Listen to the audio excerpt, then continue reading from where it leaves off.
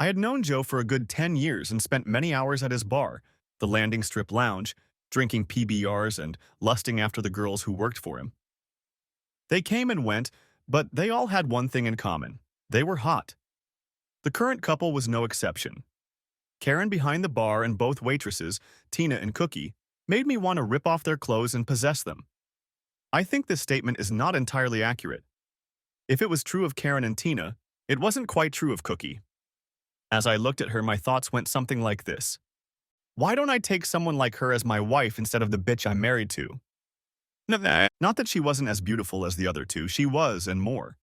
But if Karen and Tina were pretty damn beautiful, it was in an I'm beautiful and I know it kind of way. In other words, Karen and Tina would be buddies or friends with benefits, and Cookie would be in for the long haul. But as much as I wanted to give meat to any of those three, it wasn't going to happen. It wouldn't happen because of my physique. I was one of those guys who actually said, I love, and that would be the case until death do us part. And at that moment, it couldn't have been worse. I had recently found out that my wife was having fun with her boss, and apparently some of our mutual friends knew about it, though I had to wonder if they were really my friends. After all, real friends, upon learning that your wife was stabbing you in the back, should have let you know about it. I think they were more Claudia's friends than mine. They were definitely not on my friends list or Christmas card list anymore. I was sitting there, sipping my beer and thinking about my whore wife, when Bobby Denton lowered himself onto the bar stool next to me. How you doing, Wally? Hanging in there, Bobby. How are you? Same old, same old. Are you going to be here tomorrow night? Why? Tomorrow what? Open mic night. We've got some decent talent. Yeah, but I'll have to put up with all your lame blonde jokes. I see your wife's face when you tell them and wonder why she hasn't cut your tongue out yet while you're sleeping. I don't sleep next to her. I thought that was odd, but before I could comment, he said, I need to talk to Joe about tomorrow, and got up and left. Karen came over and asked if I was ready for another PBR, and I told her no. I finished the one in front of me, then got up and headed home. When I arrived, Claudia had dinner ready, and she greeted me with hugs and kisses, which I responded to. Claudia didn't know that I knew about her secret life with her boss, and I didn't want her to find out until I had settled my affairs. Until I did, I still wanted to live a sexy life, so I would have to keep what I knew to myself. When I found out what Claudia was up to, I went to a lawyer and learned the harsh truth about divorce in a no-fault state. In short, I would end up in a total mess and Claudia would walk away smiling. According to the lawyer, the only options were to just walk away without divorcing Claudia or letting her know where I went, or to smile, accept it, and live with it. Deal with it and live with it. Easy to say when it's not happening to you. But in the end, I decided to do just that. Live with it until I was in a financial position where I could leave Claudia on my terms. My terms were that I keep her quiet and leave Thomas Billings broke and bleeding. Framing her boss would be the easy part. All I had to do was let his wife know what he was up to, and, if I understood her correctly, she would knee him and throw him out on the street. Sarah Billings was Barton Benton's only child, and he loved her dearly, but he was no fool. When his favorite daughter announced her intention to marry Thomas Billings, whom she had met at a company Christmas party, Benton had insisted on a prenuptial agreement that would prevent Billings from gaining control of Benton Industries if anything happened to Benton. Sarah was his only heiress, and he wanted to make sure she would retain control of the Benton fortune. How do I know all this? Claudia worked at Benton Industries as billing secretary and was connected to the gossip network. She would bring the gossip home, and it would become the subject of dinner table conversations. When Benton and his wife died in a plane crash, his sole heiress Sarah found herself at the mercy of the company. She either didn't think she could handle it or didn't want to handle it, so Thomas Billings, the purchasing manager, suddenly became president of Benton Industries. Sarah may not have wanted to run the company, but she wasn't a dumbass and kept the title of CEO and chairman of the board so she could keep an eye on things. All I had to do regarding Billings was to slip his wife a dime. Claudia followed Billings into the executive offices, but not as his secretary. She was promoted to personal assistant to the president. This promotion made me both happy and sad at the same time. The extra money made me happy because we had just bought a new house, new furniture and appliances. What wasn't happy was that the new job required her to travel around the country with Billings, as he negotiated new contracts and such. Claudia was gone for 2 or 3 days, 2 or 3 times a month. I wanted my wife to be with me instead of flying all over the country, but she was happy in her new job, so I kept quiet and lived with it. That is, I lived with it until Claudia and I went dancing at the Moose Club. We had a great time drinking, dancing, and socializing with friends. About 2 hours after the party started, I needed to go to the bathroom. I was sitting in one of the stalls minding my own business when Brett and Chuck walked into the room. I knew it was them because I recognized their voices when Chuck said, "Claudia looks really good today." "I know, and I'd like to get a piece of her." "I don't know if she can take you." I thought maybe I could get her by threatening to tell Wally what she does on her trips with the boss. "I wouldn't if I were you. Wally is so fixated on that whore he won't believe you. He might even kick your ass for speaking ill of her." Chuck was right. I didn't believe him. I knew my Claudia. She loved me as much as I loved her. My Claudia would never, and I mean never, cheat on me. When I got out of the stall, I had half a mind to go to those two assholes and punch them in the face for what they said about my wife. The other half was saying, "Don't be a fool.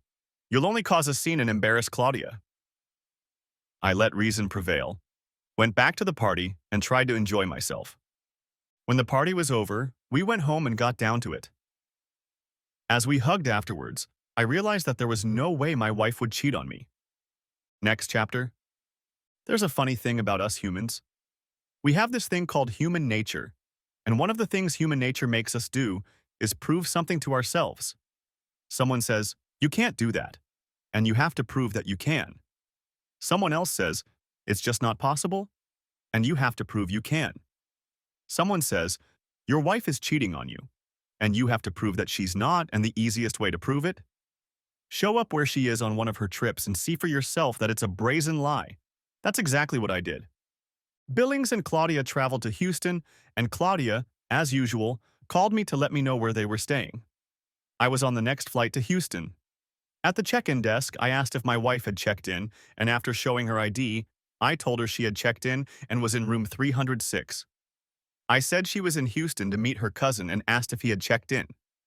Yes, indeed. Cousin Thomas was staying in room 901. I was already headed for the house phone to call Claudia's room when I happened to glance up at the elevators. I saw Claudia and Billings coming out of the elevator holding hands. They were smiling at each other. They stopped and kissed as the elevator doors closed behind them, then headed for the hotel bar. I'd seen enough to realize what I'd overheard was true, and all I had to do was turn around, go home, and decide what to do. But then human nature intervened. It was telling me, "You gotta find out more, Wally." I couldn't just follow them into the bar because they might notice me, so I needed to change my appearance enough to not attract their attention. I went into the hotel gift store. There was a lot of Houston Astro merchandise there, and I bought a baseball cap, a windbreaker, and a canvas bag with the team logo on it, as well as a pair of cheap sunglasses. I picked up a copy of People magazine and then headed to the public restroom. The suit and tie went into my bag. I shook the lenses out of my horn-rimmed glasses, put on my cap and windbreaker, and headed to the bar. True, the disguise was a little thin and wouldn't stand up to scrutiny, but I didn't expect Claudia or Billings to be looking at anyone. They certainly hadn't expected to see me in Houston, and judging by the way they held hands and kissed in public, I highly doubted they were thinking private investigators or detectives. I spotted them when I walked into the bar. They were sitting in a booth, drinks in front of them, and they were making out. I took a table so I could see them, ordered a drink, and then sat at the table, sipping my drink and pretending to read a magazine. They had 2 drinks each, played kissy-kissy for a while, and after about half an hour they got up and left the bar. They walked past me and didn't even look in my direction. I waited a minute, then got up and followed them. I watched them walk hand in hand to the elevator, pressing the call button. They entered the elevator, the door closed, and the elevator went up. It didn't stop at the 3rd floor, so Claudia could get off and go to her room. It reached the 9th, stopped for a minute, and then headed down. On the way down, he didn't stop at the 3rd either. I looked up and headed for home. Next chapter. I met with the lawyer, got the bad news, and sprang into action to put an end to my and Claudia's relationship. When I got home from work on Wednesday, I didn't stop by the house. Claudia called me and told me that the Billingses had a meeting in Detroit in the morning, so they would fly there from Houston and she would be home the next day. I walked into the landing strip for a beer or three and to see if Bobby was right when he told me there was some pretty decent talent assembled for the evening. I sat down on a bar stool, ordered my usual PBR, and made myself comfortable. As usual, Bobby started the evening off with a blonde joke. Two blondes were riding in an elevator. Long before they got to their floor, the elevator stopped and a very good-looking guy got in. He smiled at the blondes, held out his hand, and pressed the button for the next floor. He then stood and admired the scenery as the elevator went up. When the door opened behind him, he smiled at the blondes, turned, and walked out the door. As he turned to leave, the blondes saw the many flakes of dandruff on his back. The first blonde turned to the second blonde and said, "You." The second blonde replied, "It's okay. If I can get him home, I'll give him a Head and Shoulders." The first blonde looked at the second blonde and asked, "How do you do shoulders?" Bobby elicited a friendly laugh from everyone except his wife. She just sat at her table in the back and threw dirty looks at him. He stepped forward and introduced the next aspiring stand-up comic. The guy who came on stage looked around the crowd and said, Two boys were arguing when a teacher walked into the room. The teacher asked them why they were arguing, and the first boy said, "We found a $10 bill and decided to give it to the one who tells the biggest lie." "You should be ashamed of yourself," said the teacher. "When I was your age, I didn't even know what lying was." Both boys looked at each other, nodded, and handed the $10 to the teacher. He laughed politely and then continued.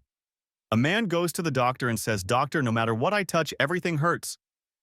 The doctor asked him what he meant, and the man replied, 'When I touch my shoulder, it hurts. When I touch my knee, it hurts. And when I touch my forehead, it really hurts.' The doctor shook his head understandingly and said, 'I know exactly what the problem is. You broke your finger.'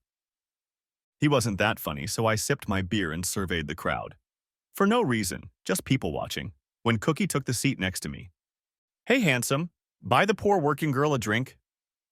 I got Karen's attention and pointed at Cookie. Karen nodded and after a moment placed a screwdriver in front of Cookie. 'And what does Wally owe to your society?' 'Nothing, just curious.' 'Curious? Curious about what?' 'About you?' 'Me? You can't be serious.' 'Why not? You're a good-looking and nice guy.' 'Nice? Me?' 'Yes, you are. You come here a lot, and I can tell by the way you look at Karen, Tina, and me that you like what you see. But you're not like a lot of other people who come here. You keep your hands to yourself and don't make lewd or suggestive comments. The question is, why haven't you hit on any of us yet?' 'You know why, Cookie. I'm married.' 'Why?' 'Why what?' 'Why are you married to that tramp? Surely you must know she's cheating on you.' This caught me off guard, and Cookie caught the look on my face. 'You didn't know? How could you not know? Everyone else knows.' 'How do you know?' She pointed her finger and said, 'See that guy over there sitting in the corner booth with the redhead? That's my brother Rick. He works at Benton's. Everybody there knows about your wife and Billings. Rick came in here one day and saw you sitting here, and I was talking to you. He told me later that he felt sorry for you, and when I asked him why, he told me. What I can't understand is why, if everyone knows, no one bothered to tell me. I don't know. Maybe for a variety of reasons. Name a few. There are what are called open marriages these days. There are those who like you too much to hurt you. And there are those who may be the other side of the coin and don't like you enough to be happy that this is happening to you. There may be people who like you, but like your wife more." She finished with the screwdriver and said, "Break is over. You need to get your ass back to work." I looked at that ass as she left and wondered if she would accept a date when I got rid of Claudia. On the bandstand, Bobby said that now it was time for those who wanted to try, and a voice from deep in the audience said, "I'd like to give it a try."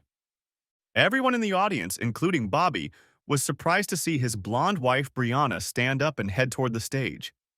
Bobby looked stunned as he handed the microphone to his wife. I know my douchebag husband likes to tell blonde jokes while looking right at me, but did you notice that Bobby is blonde too? Time for a little payback, dear hubby. An Irishman, a Mexican, and a blonde were doing construction work on scaffolding on the 20th floor of a building. They were having lunch, and the Irishman said, "Corned beef and cabbage. If I ever get corned beef and cabbage for lunch again, I'm going to jump off this building." The Mexican opened his lunchbox again and exclaimed, "Burritos again! If I ever get another burrito, I'm going to jump too." The blonde man opened his lunch and said, "Bologna again. If I get one more bologna sandwich, I'll jump too." The next day, the Irishman opened his lunch, saw corned beef and cabbage, and jumped to his death. The Mexican opened his lunch, saw the burrito, and jumped off the scaffold. The blonde opened his lunch, saw the bologna again, and jumped to his death as well. At the funeral, the Irishman's wife wept.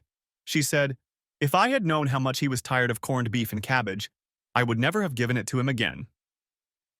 The Mexican's wife also cried and said, "I could have given him tacos or enchiladas. I didn't know he hated burritos so much." Everyone turned and looked at the blonde man's wife, and she said, "Don't look at me. He packed his own lunch." She laughed really hard and said, "What do you call a blonde man with an IQ of 35? Gifted. Why don't blondes eat more M&M candy? They're hard to peel." What's the difference between a blonde and government bonds? Bonds are maturing. And last but by no means least, what do blondes and beer bottles have in common? They're both empty from the neck up. Brianna received a standing ovation from the women in the audience and their male companions who wanted to stay away from their ladies. Usually, when the comedian finished his act, Bobby would show up, take the microphone, and ask if anyone else wanted to try. If no one wanted to try, Bobby would tell one or two more blonde jokes, thank everyone for coming, and wish everyone a good night. That didn't happen this time. When Bobby still didn't come over, Brianna put the microphone on the floor and went back to the table she shared with her friends. Finally, Bobby approached the bandstand again.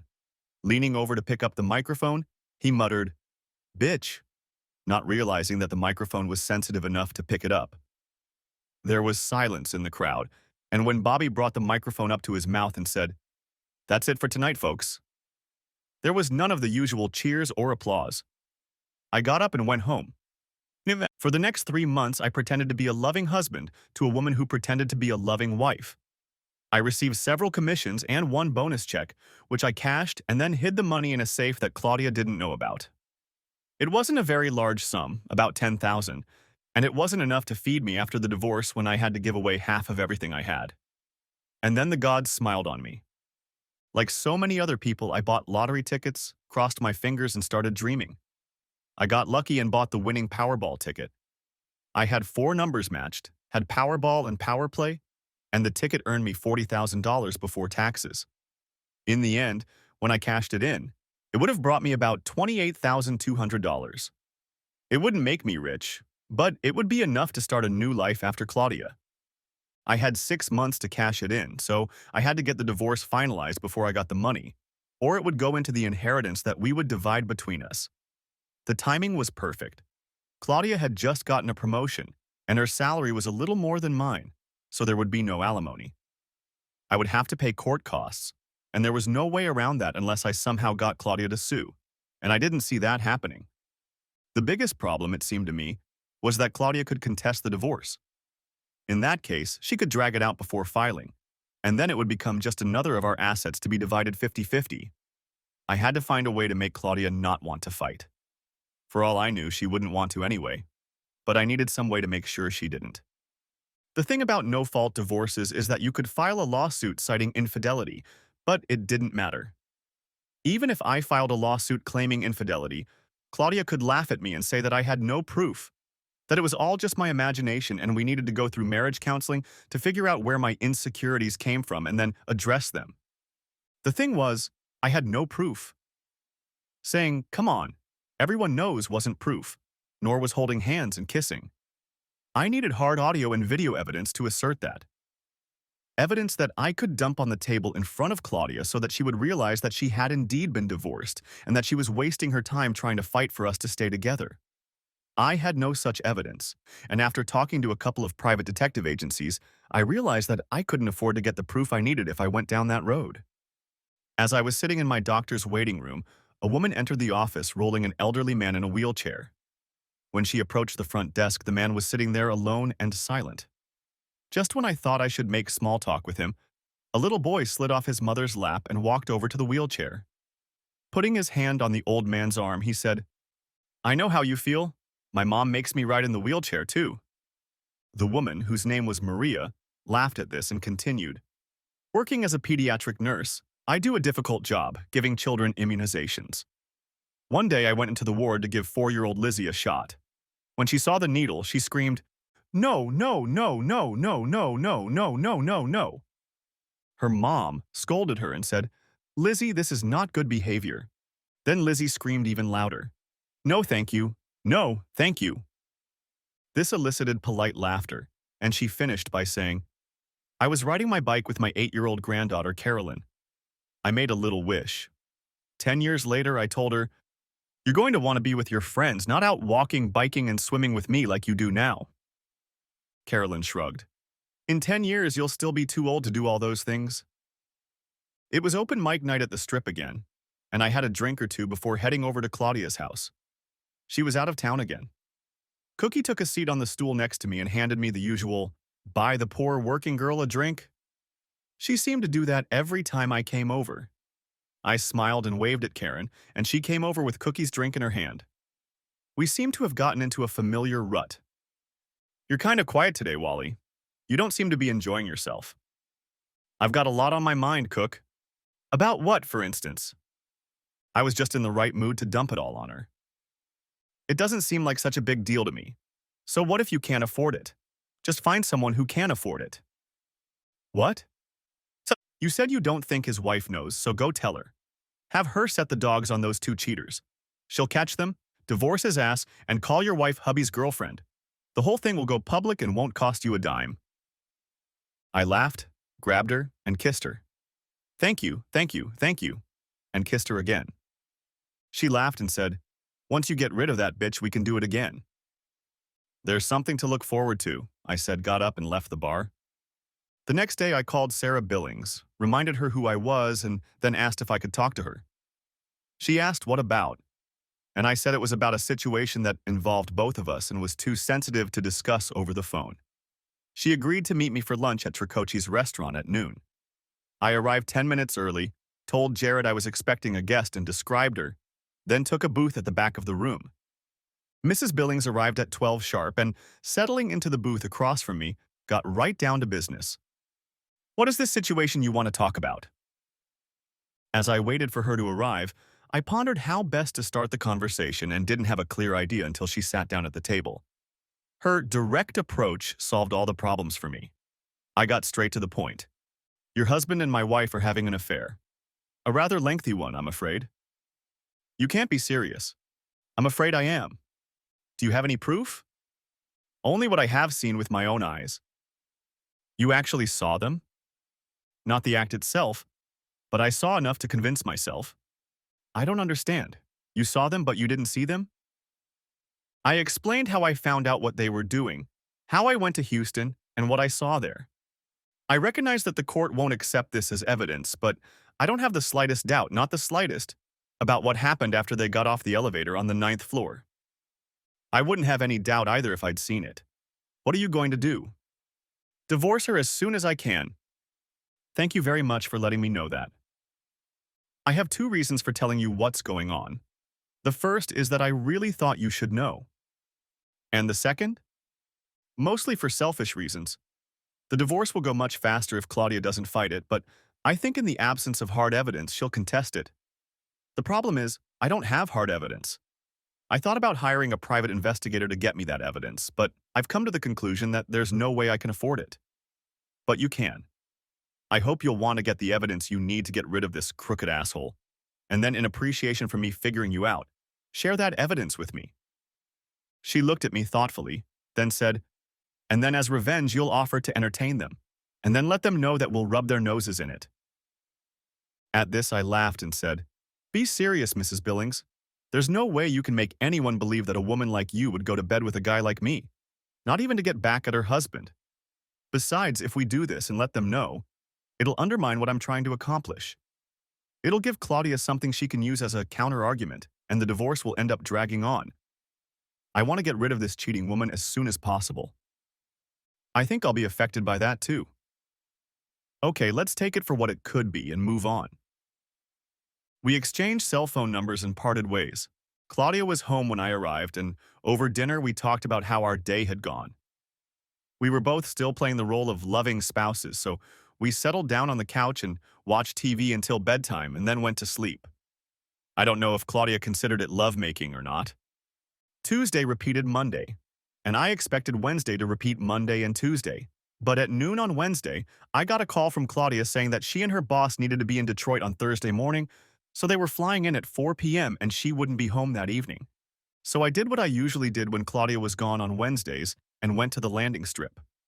I was working late and, as a consequence, got there after open mic night had already started, so I missed the blonde Bobby jokes. Karen brought me a PBR and I turned my attention to the bandstand. I looked over to the table where his wife usually sat and saw that she wasn't there.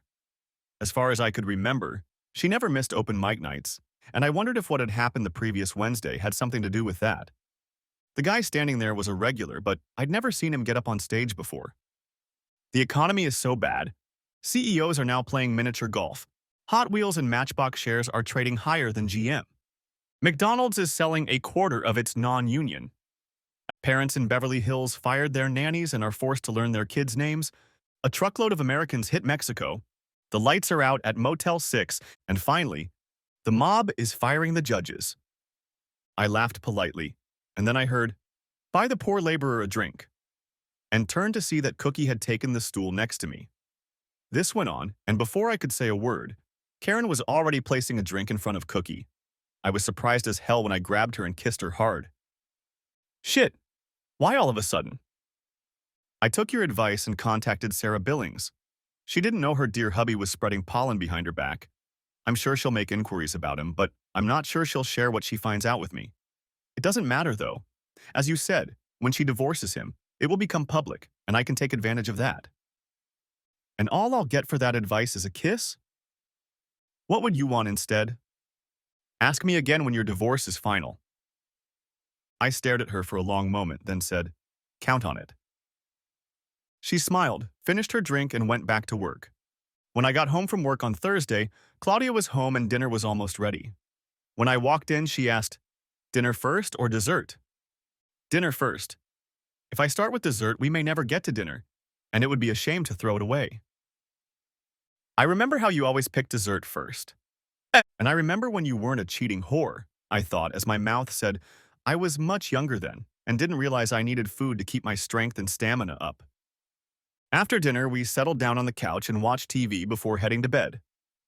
The next week went by without any traveling, but Claudia worked late and had to go out for a half day on Saturday. Sarah Billings called me on Tuesday and asked me to meet her for lunch at Tricocci's.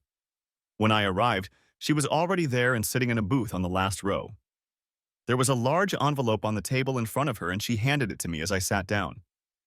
"This is everything you could ask for and more. You already know she's cheating on you, so I wouldn't look at the discs if I were you. The images will likely remain in your memory. I know they're in my head. He's in for a big surprise when I deliver it."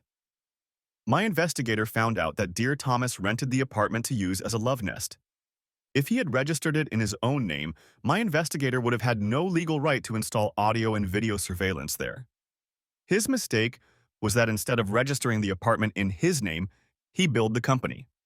Since he billed the company and I am an employee of the company, I could authorize it, which I did. Let me guess. Tuesday and Thursday when Claudia told me she was going to be late for work, and Saturday when she told me she had to go to work for a half day. You guessed it. And Monday, Wednesday, and Friday are long lunches. I'm surprised that they didn't do anything on Sunday to make the week perfect. Sunday was our wedding anniversary and he couldn't get away. Now that you have proof, what are you going to do? I'm going to hire a lawyer and file for divorce. Use mine. He's already got all the paperwork ready. I plan on hubby getting a subpoena for his job just before I demote him to the position he held before I married him. If we do it right, we can file the papers at the same time. And then give me your attorney's number and I'll call him as soon as I get back to the office. That's what I thought, so I told him to expect your call. One more thing. Because of some of the things that were said after they finished their business, I'm going to serve him with a protective order at the same time he gets the divorce papers. You might want to think about doing the same. Why? What was said? They talked about how it would be so much easier for them if you and I weren't together anymore. Tom said that if I died, the prenup would be null and void, and he would be on the losing end. Your wife laughed and said she would only get 100,000 if you died, 200,000 if your death was accidental, and then asked him if he had any idea how they could do that, and he said that was something to think about. I could tell by the tone of their voices that they were just joking, but it gave me another reason to pound him. My problem is that I don't think I could stand in front of a judge at a plea hearing and say, I fear for my life, without laughing. She was lying anyway. I only have 25,000 in life insurance, but I agree with you, so I'll have something to hit her with. Do you have a vacation? 3 weeks. Why? I thought the day after I demote Tommy, I might appoint you as the new president of the company. Of course, it'll only be a sham, but think how he'll take it that the husband of the woman he's been having fun with is going to be his new boss. He'll be furious. You could even pretend to build a case against him to get him fired. Why don't you just fire him instead of demoting him? He'll probably sue the company for unfair dismissal. What kind of unfair dismissal? The apartment he's paying for at the company's expense is misappropriation of company funds for personal use. His affair with a married female employee under his direct supervision opens the company up to the possibility of a harassment suit if he gets tired of Claudia and kicks her to the curb and she gets angry enough to try to get back at him. All this, plus the fact that he's cheating on you, shows that he can't be trusted and you can't have your company run by a man who won't rust. Take all of this to your attorney and see what he says. The minus side of that argument is that you'll have to keep Claudia, even though you probably want to tear her hair out by the roots. Why would I want to do that? Leave her, I mean. Because of the harassment. All she has to do is say your husband told her he'd fire her and give her a bad reference if she didn't accept. You'll keep her, give her a small raise, and promote her to the shittiest job in the place, and after a while she'll get sick of the shitty job and quit. I looked at my watch. I need to get back to work. Thank you for this, I said, picked up the envelope in front of me and stood up. What about my idea of making you president for a few weeks? That won't work if you fire him, and he's not present for it. Maybe I just want to keep you around to get to know you better. We can talk about that when we have more time. You have my number. Call me. As I drove to work, I thought about what she said about wanting to get to know me better. I would call her, but only to discuss the divorce and the timing of our separated spouses filing in court. How do you get to know each other better? No. She was steak, lobster, and champagne, and I was Diet Coke, burger, and fries. It just wouldn't work. Back at the office, I called the lawyer whose number she had given me and found him fully expecting my call. We talked, and he told me that all the paperwork was ready, and he just needed to copy it and put my details in place of Sarah's. He gave me a price, and I gave him my credit card number. He said the papers would be ready to sign the next day, and I arranged to meet him at 4 o'clock to sign the papers. When I got into bed, Claudia kissed me, whispered, "I love you," and fell asleep. I lay staring at the ceiling and wondered if she really felt that way, and if so, why she was cheating on me. These thoughts never left me as I dozed off. At 4 o'clock, I entered the office of Dewey, Cheatham, and Howe, and was ushered into Stanley Howe's office. I was surprised to see Sarah there, and it turned out that signing my papers was only part of the reason I was there. It was also a strategy planning session. It was about when to file for spouses who are contemplating divorce. Because of the lottery ticket deadline, I wanted to do it as early as yesterday, but Sarah wanted to wait for the right time. In her opinion, the right time was when the couple was on one of their trips. She imagined them walking hand in hand out of the elevator at the hotel where they were staying. I kept pushing for immediate service, and finally Sarah asked, "Why is it so important that you can't wait a week or two?" I opened my mouth to tell her that and just as quickly closed it. I wasn't a lawyer and I didn't know the law, and I could be wrong. But it could be that hiding assets was against some law and my lawyer wouldn't let me do it. It's just important to me, is all I said. The meeting ended with the case being adjourned while Sarah figured out when Shithead and Claudia would be hitting the road again. There was a coffee shop on the first floor of the building, and as we were getting off the elevator, Sarah asked me to have a cup of coffee with her. We got our coffees and sat down at a table. Sarah took a sip of her coffee and then said, "Okay, Wally, spill it out." Spill what? It was obvious you were going to tell us why you were in such a hurry to get to your wife's service, but then suddenly decided not to. So tell us what's going on. I told her about the ticket, the ransom date, and why I suddenly decided not to let Howe know. She laughed and said, "No problem, Wally. Just give me the ticket. I'll buy it from you and cash it." "I can't do that." "Why not? Think about why you approached me in the first place. You couldn't afford to hire a private investigator, and I can. You knew I could because I'm rich." "I'm still rich, Wally. And what good is wealth if you can't use it to get what you want?" "I want Tommy to be served the way I described in Howe's office. To get what I want, I will use my wealth. Besides, you'll be at a premium if I buy your ticket." "How's that?" "I'll give you 40 in cash, and you can put it in a safe or a mattress and pay no state or federal taxes on it. But you'll end up paying taxes. So, I'll give the ticket to my accountant, and by the time the taxes are paid, it will have disappeared into the general bulk and won't amount to a dime. Then again, Wally, I'm just using my wealth to get what I want." I only shrugged my shoulders and agreed. I don't know how she did it, but 2 days later she gave me 40,000 in cash and I put it in my safety deposit box. Sarah got what she wanted and everything happened exactly as she had envisioned. Claudia and Shithead stepped off the elevator in the lobby of the Atlanta Marriott Hotel, smiling and holding hands. The smiles disappeared when a pretty blonde woman chewing gum walked up to them and handed them each an envelope, then informed them that they had been served. Claudia looked at the envelope in her hand and cried. Shithead looked at his face and his face turned ugly. He tried to rip the envelope in half but couldn't because it was too thick. He threw it on the floor and kicked it with his foot, and it slid across the floor into the elevator just as the door closed. Claudia collapsed into one of the chairs in the lobby and sobbed into her hands.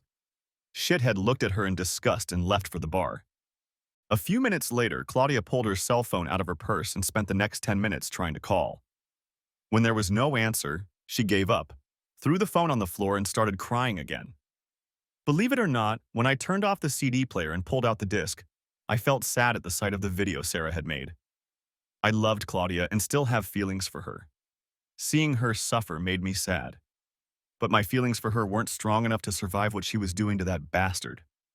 I remembered that morning when she'd been served, remembered all the calls she'd made that I'd ignored. I wondered what she could say that would make a difference. When she got home, she found that I had changed the locks and couldn't get in. I let her ring the doorbell and knocked on it for about 15 minutes before I opened the door. "You didn't read all the papers in the envelope you were handed? Have you not read the order of protection that requires you to stay at least 500 feet away from me, my home, my place of employment, and any other place I may be? Leave now before I call the police and they come and arrest you." "You can't do that to me, Wally. This is my house, too." "The judge who signed the order doesn't think so, Claudia. Now get out before I call the police." "Damn it, Wally. You have to let me talk to you. You have to let me explain everything." "No, Claudia. That incident with the cotton you gave me said it all." And I slammed the door in her face. Of course, that was a lie. She hadn't given me the social disease, but she didn't know that, and I hoped the thought of it would plague her until she took the test herself. 5 minutes later, she was still banging on the door and I called the police. A car with 2 officers arrived. I showed them my ID, and they told Claudia she had to leave. She tried to argue with them until they finally told her to leave and stay away or they would arrest her. She threw a disapproving look at the house and left. I waited 2 days and then called her and told her I would meet her at Barney's Tavern and let her talk it out. We met, and I got the shit I expected. She did it for us. She did it because the money would help pay off our debts, and once that was done, she planned on leaving. She only loved me, and with Billings it was just sex, and it wasn't great. I was much better. We were able to get through it because we loved each other. Just give her a chance. I listened to her and then gave my opinion. Just sign the papers and send them to Claudia. You sign, and all the videos of you and that bastard doing business will never get to your family and friends. You'll never have your own internet site, and they'll never show up on any of the thousands of amateur sites I could send copies to. Just subscribe and let it be Claudia. After watching the video of you and your lover, those scenes are imprinted in my mind and they will never go away as long as you're around to remind me. It's over between us, Claudia. Accept that and move on with your life. Damn it, Wally. I don't want a divorce. I love you. Then you shouldn't have started cheating on me in the first place. Now you're used and spoiled goods, and I want nothing more to do with you. Consider yourself lucky. At least you still have a job, which is more than can be said for a guy lover. I stood up and left her sitting. and smiled, knowing that when she got ready to leave, she'd find out I hadn't paid the check and stay with it. Next chapter. Sarah called me 3 days later and asked me to meet her for lunch. We met at Tricocci's restaurant, and after Mandy took our order, she told me about what happened after shipment was served. Apparently, he never found the envelope he threw in the elevator, so he never got to read the protective order. When he got home, he couldn't get in because Sarah had changed the locks. He started pounding on the front door, kicking it with his feet and yelling to Sarah, "Get your ass over here and open the damn door." Apparently, he didn't notice a car parked outside with Avery Security Service written on the door. Two men got out of the car, approached him, and politely asked him to leave. He told them to die and get off his property. One of the men told Shithead that they had been hired to guard the property and make sure he complied with a security order instructing him to stay 500 feet away from the house and Mrs. Billings. Sheethead again berated them and told them to get off his property, and when they didn't move from the spot, shoved one of them. When he regained consciousness after being tasered, he found that the two guards had been replaced by two policemen, and he was handcuffed. When he left the prison and went to work, he was stopped by two guards who told him that they had been ordered not to let him into the building beyond the lobby. One of the guards picked up the phone and made a call, and 3 minutes later the human resources manager showed up and informed the asshole that he was fired for embezzling company funds and violating the morals section of the company's policy and procedure manual. "You can't do that to me, asshole. You seem to forget that I run this place." He raged and raged and raged, and when he wouldn't leave, the HR person called the police. They arrived, and the asshole was sent to jail for violating a protective order for the second time. He didn't know Sarah was in the building, so when he went in front of the judge, the same one as the first time, he was able to fight off the charge because there was no way he could have known of Sarah's presence. She didn't have an office in the building, and she wasn't one of the regular employees, so he had no reason to think she might be there. The judge agreed and let him go free. But he was humiliated to be let out of the building in handcuffs in front of the people over whom he had once been supervisor. One of them was Claudia. Sarah, as chairman of the board, took over as president and informed Claudia that she did not need a personal assistant and that Claudia would work in the secretariat until another position was found for her. She would keep her salary and all the other benefits she had gained as personal assistant. And then Sarah told her that she really wanted to fire Claudia and had not done so only because I had talked her out of it. Sarah told me that Claudia seemed stunned that Sarah even knew me at all, let alone interacted with me. A day later, she called Claudia into her office and told her that she was being promoted to office manager and sent to a factory 30 miles away. She then told Claudia that she was getting a 10% pay raise, so she would be making as much as I was, maybe even a little more, and I wouldn't have to pay child support. At the end of the meeting, she told Claudia that once our divorces were final, she intended to gouge my eyes out as a thank you for informing her that her husband was cheating on her. Sarah told me that Claudia left the meeting with a shocked look and shaking her head. Claudia apparently believed me when I told her what could happen to the videotapes I had in my possession because she didn't fight the divorce. It was a standard 50-50 agreement, and all it cost me, besides Claudia, was the loss of the house. It had to be sold and the proceeds divided. We didn't live in it that long, so there wasn't much equity, but I got enough to put a down payment on the apartment and move in. Claudia rented an apartment near her new job. She still calls me at least once a week and asks me to give her another chance. I always reply, "Thanks for the offer, but you're welcome." No. The day after the divorce, Sarah called me and asked me when the divorce was final. "Yesterday." "Mine is final today. Do you have any plans for tomorrow?" "No, I don't have any plans." "You do now. Pick me up at 6 outside my office. We'll celebrate freedom with dinner, drinks, and dancing." 7. I hadn't entertained since the last time I'd been with Claudia. And Sarah was a very attractive woman, so I said, 6 is a yes. "I'll see you then," she said, and broke the connection. Sarah looked gorgeous when I picked her up at 6. "I asked you to pick me up at work because there are some people there who have stayed on good terms with Tommy, and I think they'll let him know that you and I are together. The same people will probably let your ex know as well." The conversation over dinner was general in nature, with Sarah telling how things were going since she took over the company. She loved it, and wished she had stepped in when her father passed away. I told her about how my work was going and about the apartment I bought when the house was sold. After dinner, we went to the Purple Onion for drinks and dancing. No. It's a damn good thing the next day was Saturday and I didn't have to work, so we came home and got on with it. Saturday, Sarah and I got up late and went to Pegasus for brunch and then went to my place and did it again Friday night, and then back to her place again on Sunday. I couldn't spend Sunday night at Sarah's because I had to drive home and pick up the clothes I had to wear to work. It didn't hurt that I was able to get some rest either. Next chapter. For the next 2 months, Sarah and I saw each other 2 or 3 times a week and on weekends. Then, on Friday night, when we were spending the weekend at my house, she told me that this weekend would be our last. Sisle, I love every minute we've spent together, but I don't love you. And to be honest, you don't love me either. We're good friends with great benefits, but that's all there is and will be. I really wish it could go on, but something has happened that makes it impossible. Is it something I did? I guess in a way you could say yes. Perhaps you can explain it to me. You divorced your wife, so yes, we can say it's something you did. That's clear as mud. Turns out your ex is an above-average office manager, and my office manager at corporate headquarters filed a notice. Her husband has been transferred to his company's Los Angeles office. I'm going to move your ex from where she is now to my office, and it would be too awkward to work with her while I'm playing with you, especially since I have no doubt she knows about us. That was one of the reasons we started, right? To thumb our noses at our exes? Isn't that a reason to beat everyone up? She messed up my life when we were married, and now she's messing up my life when we're not married. I guess I better make the most of our last 3 days.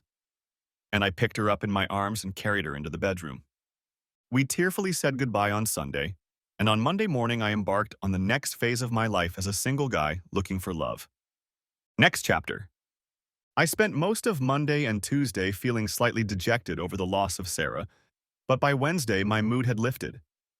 Because of all the nights spent with Sarah, I hadn't been to the landing strip in a month and a half.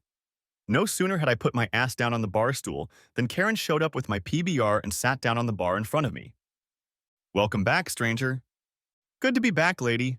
Maybe I'll get lucky and you'll agree to go out with me tonight. You know I don't go on dates with clients. So go on a date with me and I'll stop coming here. What, and lose the tips you leave? No way, Wally, no way. But play your cards right, and there's a young lady here who might see her way clear and give you a chance. And she withdrew to take care of another customer. I had already half finished my beer when Bobby took the seat next to me. Where have you been, Wally? Is the talent so bad that it drove you away? Not at all.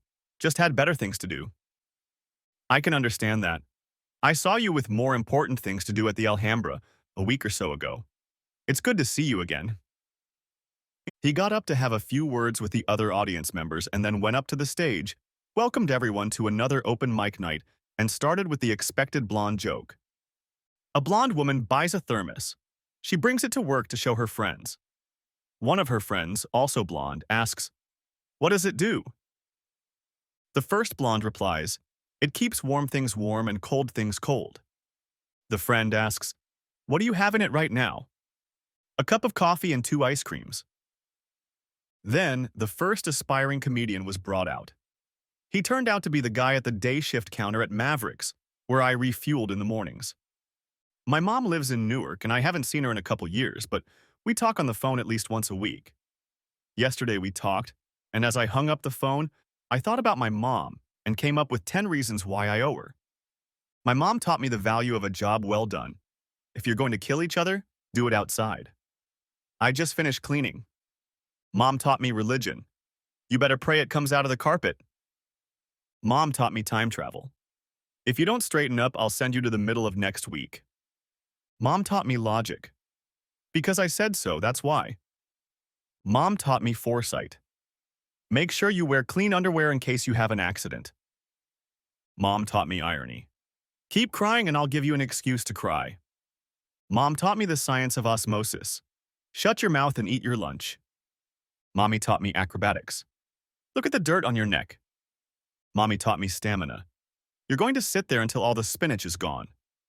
But most of all, Mom taught me patience. Just wait until your daddy gets home. I had to laugh because I remembered hearing most of those words from my mom myself, and judging by the laughter, they must have been to the liking of everyone in the audience as well. In the middle of the speech, someone sat down on the stool next to me, and I heard the familiar, "Can you give the poor working man a drink?"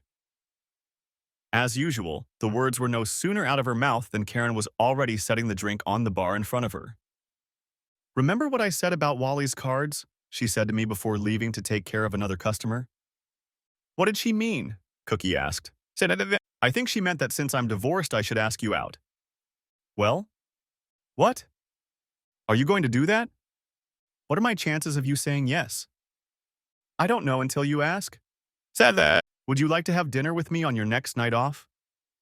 "No?" I guess that answers my question about the odds. No, it doesn't.